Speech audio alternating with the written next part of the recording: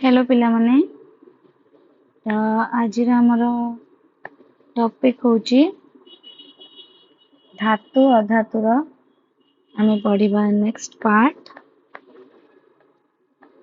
आमे ऑलरेडी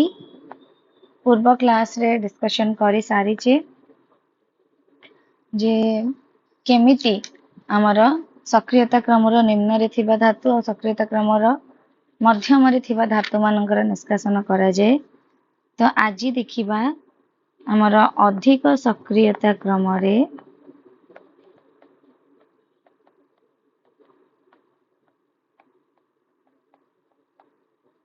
धातु केमिति निष्कासन करा जाउची। तो काली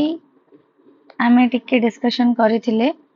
जेतेबेले फ्लो चार्ट डिस्कशन करूथिले जे जो माने उच्च प्रतिक्रियाशील बा तीव्र प्रतिक्रियाशील धातु तो सेमानंकर धातव निष्कासन बेले आमे कोन करूची ना विद्युत विश्लेषण प्रक्रिया व्यवहार करूची। काहे कि ना जेहेतु एमाने कोन रहले ना बहुत अधिक प्रतिक्रियाशील तो जेहेतु अधिक प्रतिक्रियाशील एको कार्बन सहित रिएक्शन भी करि हबनी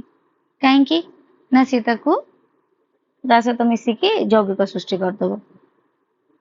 तेणु एई धातु गुडा को आमे को उपाय रे बाहर करू ना वैद्युतिक विजारण द्वारा। तेणु आमे ऑलरेडी पूर्व क्लास से आलोचना करथिले जे हमर अधिक सक्रियता क्रम रे जो धातु माने रहुचंती से माने सबले हमको यौगिक रूप रे मिलंती आदर ऑक्साइड हो नले कोन हमर से माने सबले ऑक्साइड धातु पिंड रूप रे मिलंती नले सल्फाइड किंबा कार्बोनेट एगुडा रूप रे भी हमको मिलंती किंतु विशेष करी से माने ऑक्साइड धातु पिंड रूप रे हमको मिल जांती। तो जेतेबेले ऑक्साइड रूप रे मिलुचंती हमें जानिचे जे सब बेले धातव ऑक्साइड टाको हमें कोन करचे ना विजारण कले हमको धातुटा मिल परचे। तेणु याकू हमें कोनोसी विजारक द्वारा विजारण न करी वैद्युतिक विजारण द्वारा धातु निष्कासन करी पारिबा। ताले एई जो वैद्युतिक विजारण द्वारा हमें धातु निष्कासन करिबा सेथिरे कोन करिबा ना धातु जमा हबो कोठी ना कैथोड रे। कैथोड माने हेला कोन ना विजुक्तात्मक विद्युत अग्र आउ हमर मुख्यतः जो धातु निष्कासन हम करिया को चाहूचे तार क्लोराइड लवण को हमर विद्युत विश्लेष्य रूपे निया जाय हैला। को धातु पय हमें क्लोराइड नौचे ना हमर सोडियम मैग्नीशियम कैल्शियम यार क्लोराइड लवण को हमें नौचे कोन ना विद्युत विश्लेष्य रूप रे हैला। क्लोराइड लवण को विद्युत विश्लेष्य रूपे निया जाई हमर धातु निष्कासन करा जाय जोटी के धातु जमा हुए कैथोड रे आउ क्लोरीन जमा हबो कोठी ना एनोड रे। तो एनोड हैला युक्तात्मक विद्युत अग्र बा इलेक्ट्रोड आउ कैथोड होची विद्युतात्मक इलेक्ट्रोड बा विद्युत अग्र। ताले सेही जगह रे हमर कोन इक्वेशन आछे धरिना हमें सोडियम नेचे ताले कैथोड रे हमर कोन आसीबो रिएक्शन ना सेठी सोडियम इलेक्ट्रॉन ग्रहण करिकी Na हे जी सोडियम Na प्लस टा इलेक्ट्रॉन ग्रहण करी Na हबो आ एनोड रे कोन हबो ना क्लोरीन दबो हमको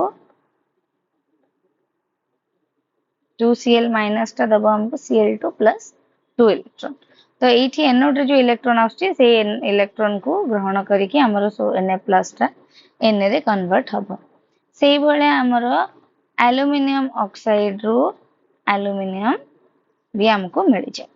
ताले जो माने अधिक सक्रियता क्रम रे रहिले से मानकर धातु निष्कासन बुझी पारल तम माने। एबे नेक्स्ट स्टेप हला कोन हमको सब धातु मिली गले तापरे कोन करबा ना से माननको हमें कोन करबा परिष्कार करबा। तेणु धातुर परिष्करण कला परे ही त हमको विशुद्ध धातुरा मिलिबो। तो आमर विजारण पद्धति रे जेतेबेले धातु सब उत्पन्न होचंती से माने पूरी विशुद्ध नुहंती। तेणु सेमानंक भितरे जो अपद्रव मिसिकी रही थाए तो ताकू बाहर करिया पई हमर वैद्युतिक परिष्करण पद्धति व्यवहार करा जाए हैला वैद्युतिक परिष्करण को हमर व्यवहार करा जाए तो वैद्युतिक विशोधन रे को धातु हमर साधारणतः विशोधित हुअंती ना कॉपर जिंक टिन निकेल रूपा सुना इत्यादि एई सब धातु माने हमर वैद्युतिक विशोधन रे विशोधित हुअंती ताले एठी विशोधन रे हमर कोन करा जाए ना अशोधित धातु को निया जाए एनोड रूप रे आउ शुद्ध धातुर गोटे पतला पात कहीं ना आमे सेठी विशुद्ध धातुटा जमा करेबा ताकू निया जाए हमर कहा रूप रे ना कैथोड रूप रे हैला अशोधित धातु को एनोड रूप रे निया जाए शुद्ध धातुर पतला पात को कैथोड रूप रे निया जाए आउ जो धातुटा आमे नेचे धातव लवण को निया जाए विद्युत विश्लेष्य रूप रे हैला धातव लवण को विद्युत विश्लेष्य रूप रे निया जाए तो विद्युत विश्लेष्य रे विद्युत स्रोत जतबेले प्रवाहित हुए सेतबेले कोन हबो ना एनोड रे जो विशुद्ध धातु अछि एठी एनोड रे में नेचे ये कोन हे जिवो ना विद्युत विश्लेष्य रे द्रवीभूत हे जिवो हैला विद्युत विश्लेष्य रे द्रवीभूत हैला विद्युत विश्लेष्य रे द्रवीभूत हे कि हम तुमको गोटे एठी देखो चित्र करके देखै दोची तुम माने बेटर बुझी परिबो हैला तो ए भला गोटे टैंकर करा हिताए एठी गोटे पात एठी गोटे पात निया गला हैला तो एटा मने कर कैथोड हम जान छ कैथोड टा है नेगेटिव और एटा होची एनोड हैला तो एठी हमर कनेक्शन करा हिची हम गोटे प्लग पॉइंट देचे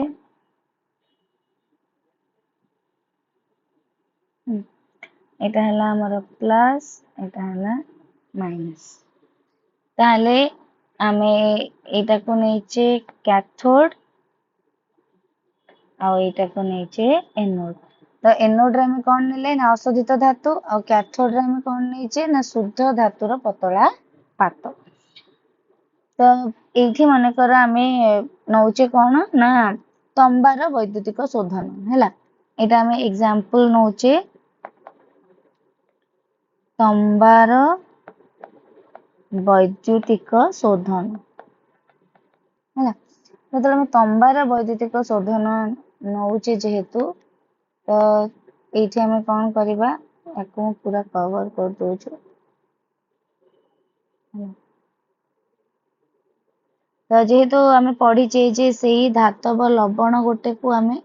नबा विद्युत विश्लेष्य रूपे एठी हमें तंबा बा कॉपर नौचे तेणु तार हमर कोन विद्युत विश्लेष्य रूपे हमें नै परिया काहा को देखो कैथोड रे गोटे पतला पात नि आइची एनोड रे अशोधित धातु को नि आइची तो एठी तंबार वैद्युतिक शोधन रे हमें विद्युत विश्लेष्य काहा को नेले ना कॉपर सल्फेट हैला तो कॉपर सल्फेट जतले हमें नौचे तो एटा हला हमर कॉपर सल्फेट द्रवण जोटा कि अम्लीकृत है अम्लीकृत कॉपर सल्फेट द्रवण आमे नेचे तो जेतेबेले ता भीतर देखि आमे विद्युत स्रोत प्रवाहित करोचे सेतेबेले कोन हबो ना एठी एनोड रे अशुद्ध धातु अछि ये धीरे धीरे मेल्ट हबो मेल्ट हे कि ये कोन दबो ना Cu2+ हैला तो एथिरो जो Cu2+ टा बाहरिबो ये जाय कि जमा हबो कोठी कैथोड ऊपर और कैथोड रे से कोन है कि जमा हबो ना कॉपर है कि जमा हबो कारण हम एठी देखिले जे कैथोड रे से कोन इलेक्ट्रॉन नै कि हमर धातु रे कन्वर्ट हे जाउची तले एठु जो Cu2+ बाहरिबो एठी कैथोड रे इलेक्ट्रॉन ग्रहण करके कॉपर हे कि जमा हबो आउ एई तळे हमर जमा ही जीव कोन ना गोटे कादुओ भलिया हैला। तो से जो कादुओ भलिया जमा हबो ताकू कुहा जाए एनोड कर्दम। माने आमे जानिले ना सेथिरे अपद्रव मिसिकी अछि, तो से अपद्रव गुडाक हमर कोन हैला ना एछि डॉट दे दो जे अम्लकृत कपर सल्फेट हैला। तो से जो अपद्रव गुडाक अछि से अपद्रव गुडाक कुआडे जीवो, तेनु से अपद्रव गुडाक हमर कोन हबो ना ए तळे बसी जीवो हैला। तो ताकू आमे कहिले कोन ना एनोड कर्दम। तो सेटा जेहेतु अद्रवणीय अपद्रव थाए से एनोड तळे बसी जाए, और जेहेतु से एनोड तळे बसी जाए कादुओ भलिया सेथि पई ताकू एनोड कर्दम बा एनोड कादुओ बोली कुहा जाए। तेणु बुझी पारलो केमिति आमे धातु को विशोधन करिकी विजारण परे विशुद्ध धातु पाइले। तो नेक्स्ट हमर अछि कहा उपरे ना संख्यारण उपरे हैला। तो संख्यारण उपरे हमें फर्स्ट चैप्टर रे किछिटा पढी जे ऑलरेडी हमर डिस्कशन हेइ छी संख्यारण उपरे। तो जेमति कि हमें कहू कोन ना रूपा रूपा किछि दिन व्यवहार कला परे कोन हेइ जाय कला पड़ी जाय। आउ सेमति तंबा बा कपर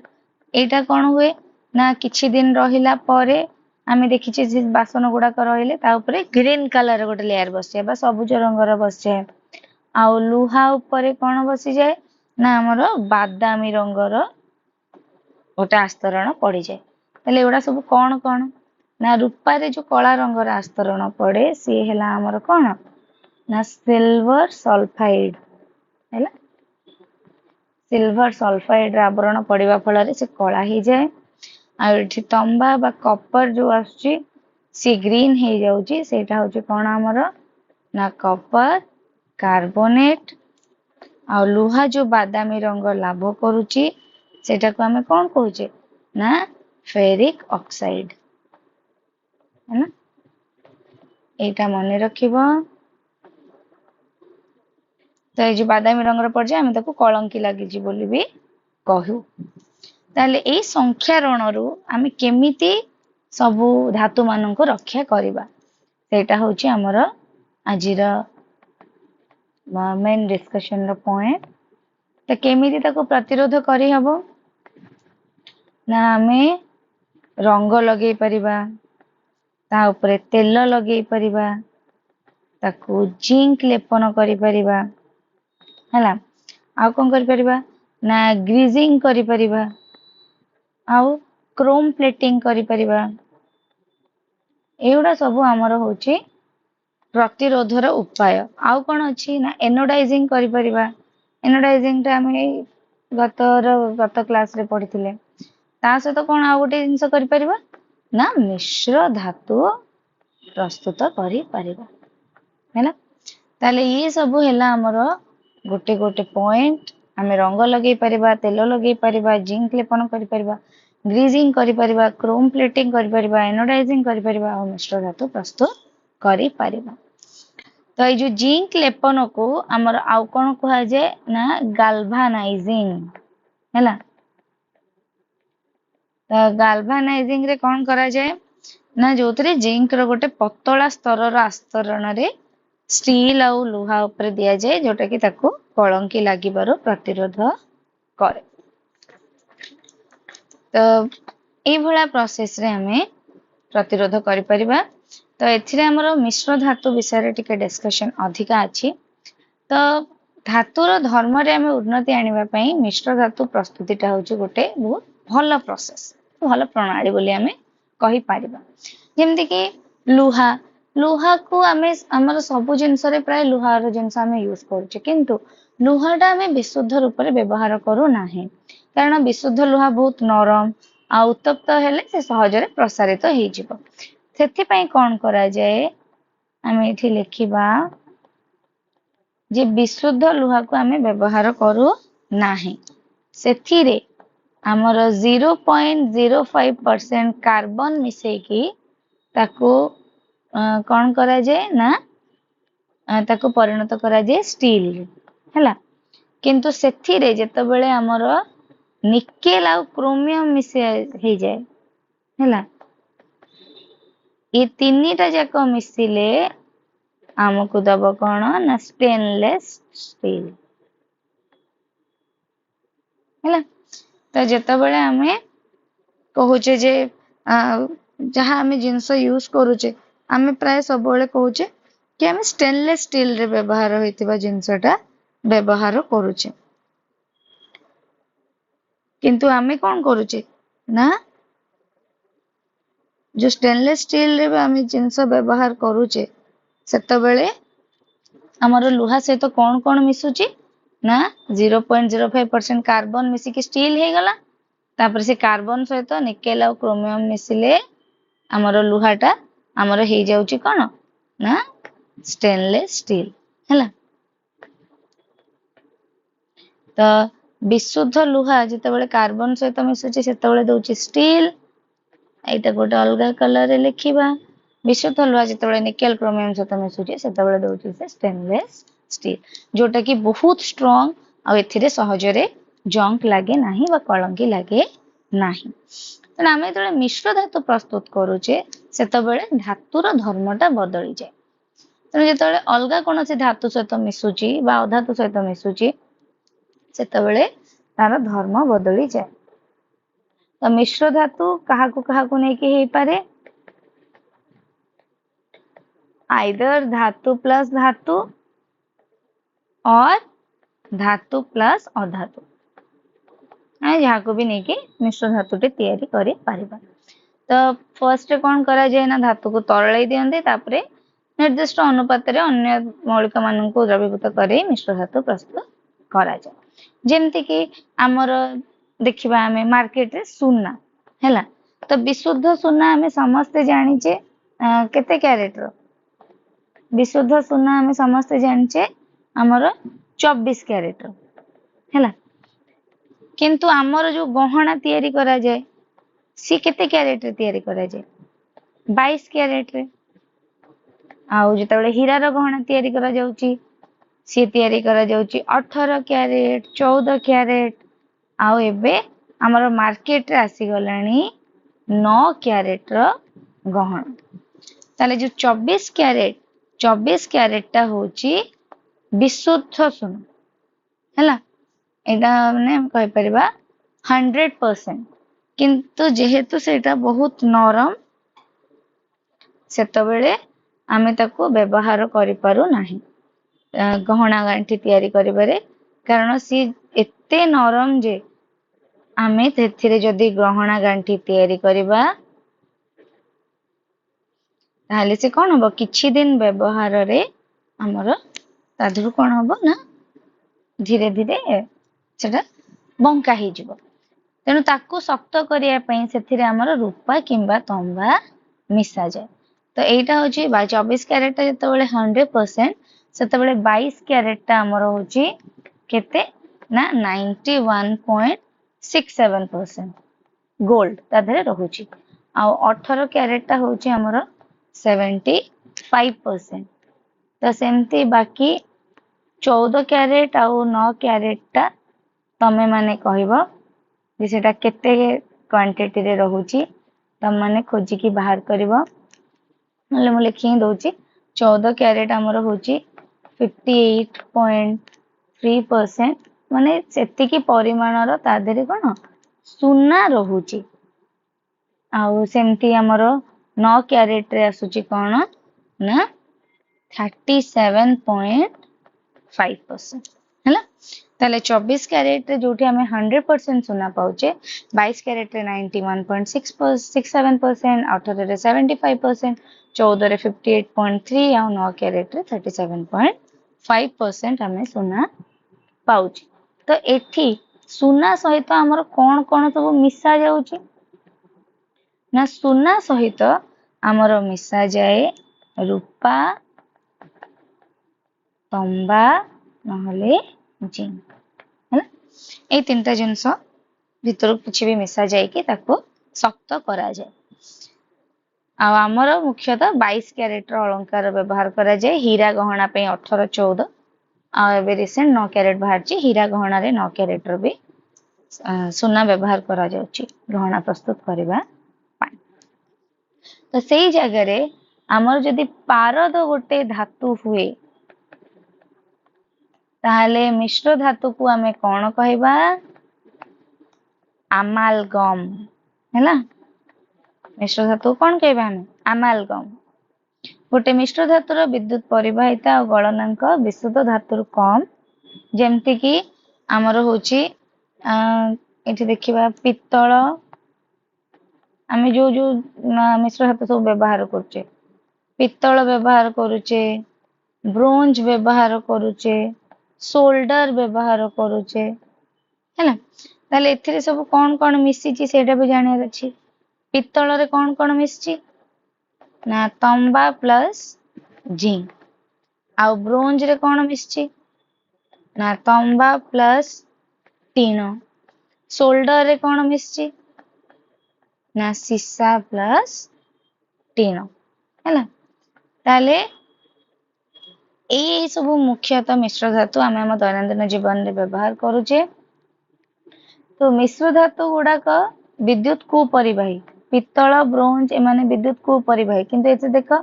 तंबा अछि जे कि विद्युत रो बहुत भल परिवाही बा विद्युत सुपरिवाही किंतु एठी आमे मिश्र धातु प्रस्तुत करबा द्वारा तार धर्म बदली जाउची। सेमती सोल्डर कोथरे व्यवहार करा जाउची ना हमर सोल्डर टाकू सेटा जेहेतु निम्न गलनांक तेनु ताकू आमे विद्युत तारर झळई रे व्यवहार करू। एटा मने रखिबो विद्युत तारर झळई रे बा संजोग रे सोल्डर टा व्यवहार करा जाय। ताले एठी हमर धातु अधातु रो चैप्टर सरिला। तो मैं भावुची तुम माने बुझी पारी थिबो केमती कौन हमर धातु अधातु रे धातव निष्कासन केमती हैला सब सक्रियता अनुक्रम अनुसार धातु को परिष्कार केमती कले आमे तार धापरे धातुर संख्यारण विषय रे पढ़िले संख्यारण प्रतिरोध विषय रे पढ़िले मिश्र धातु विषय रे पढ़िले को मिश्र धातु कहा को नै कि तयारी से विषय रे भी टिके आलोचना कले। तेणु जहाँ डाउट्स अच्छे तम माने मते कमेंट सेक्शन में पचारि परिबो। Thank you.